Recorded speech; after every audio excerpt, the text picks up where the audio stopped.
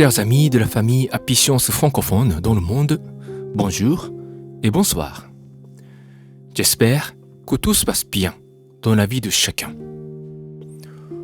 Tout se passe bien signifie non seulement que vous menez votre vie en douceur sans trop de soucis, mais surtout que vous tirez de précieuses leçons de vie dans chaque chose que vous vivez au quotidien,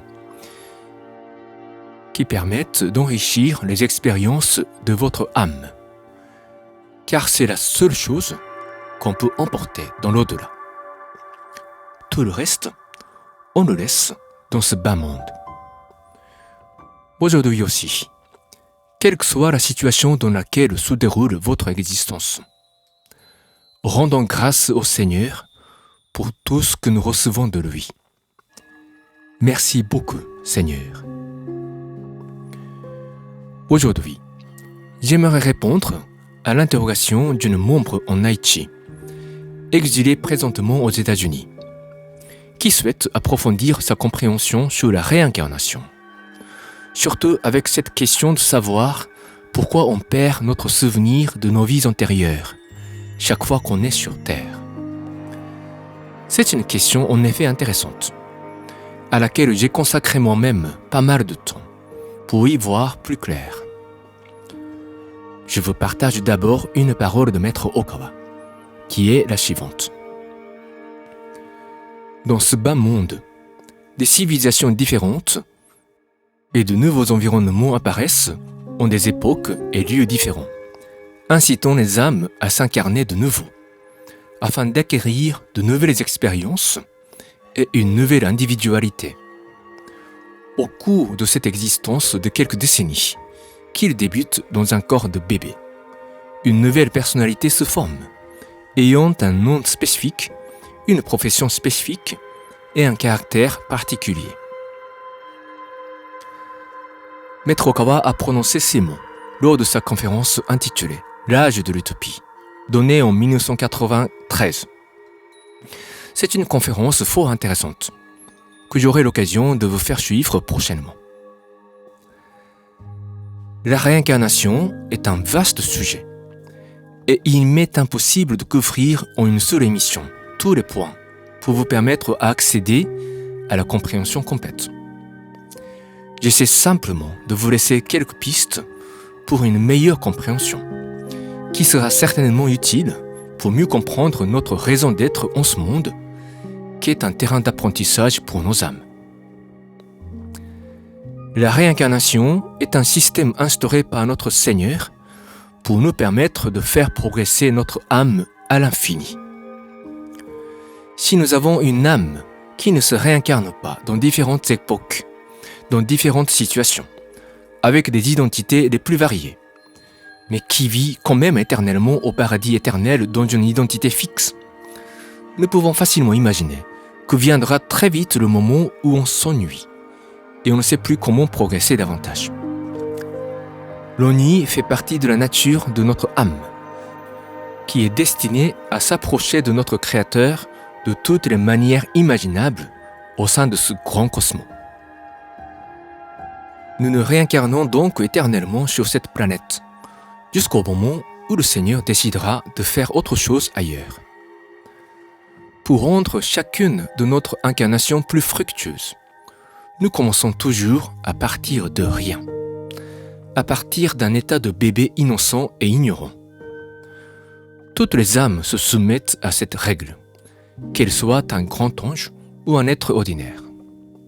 En fait, c'est une partie de notre âme qui descend sur terre dans un corps de bébé pour se forger une nouvelle personnalité avec un nouveau nom. Le reste de notre âme continue à demeurer dans l'au-delà, dans un espace dimensionnel particulier qui convient au niveau de la conscience spirituelle de chacun. Une autre partie de la même âme, qui conserve une identité de son incarnation passée, vient à nos côtés pour remplir son rôle de l'esprit gardien. C'est ainsi que notre esprit gardien fait partie de nous-mêmes. J'espère que vous me suivez jusqu'ici.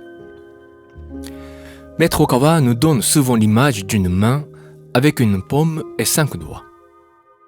La partie représentée par votre personnalité présente correspond en fait à un doigt qui peut bouger plus ou moins librement, indépendamment de ce que font les autres doigts.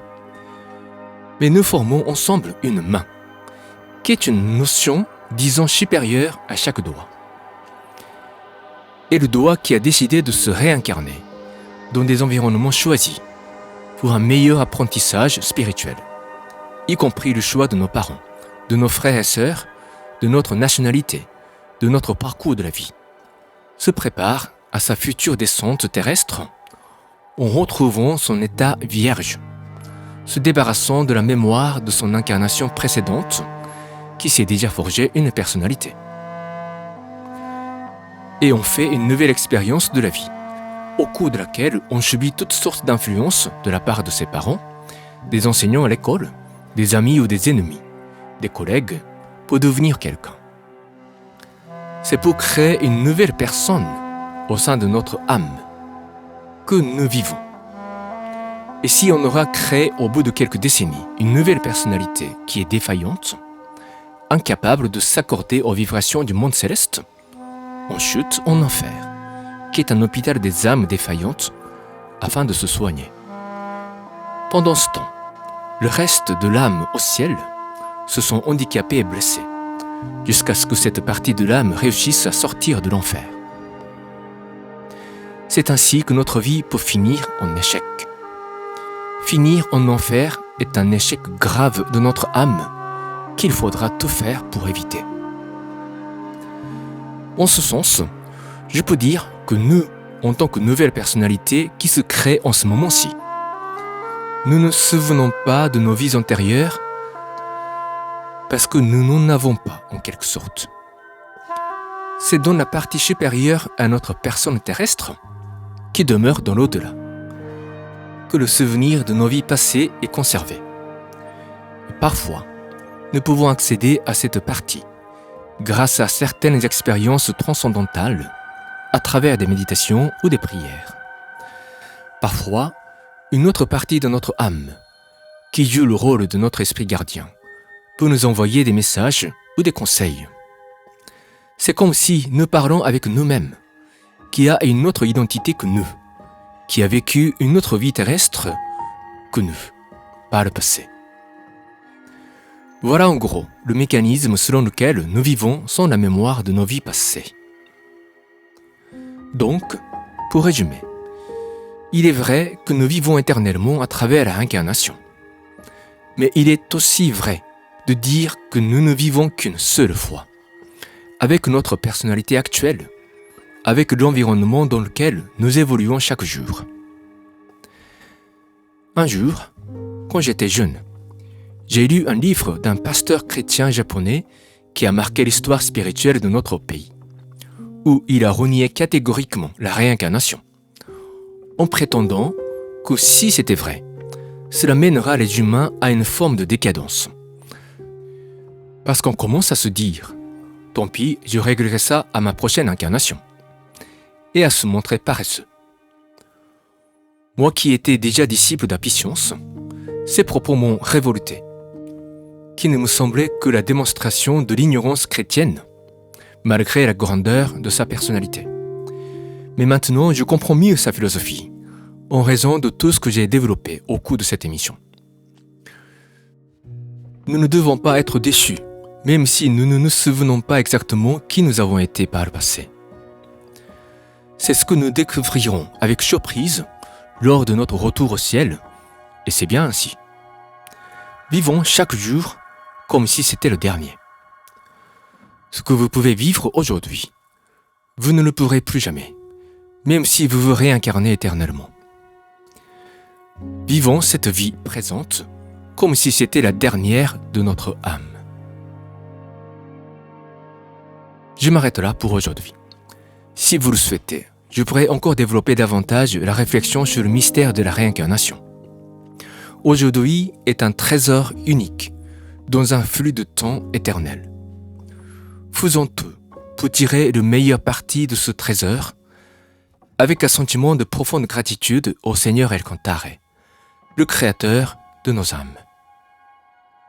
Je prie toujours que chacun de vous puissiez mener une vie épanouie et fructueuse, du point de vue à la fois terrestre et spirituel. Chers amis, bon courage et soyez heureux. À très bientôt.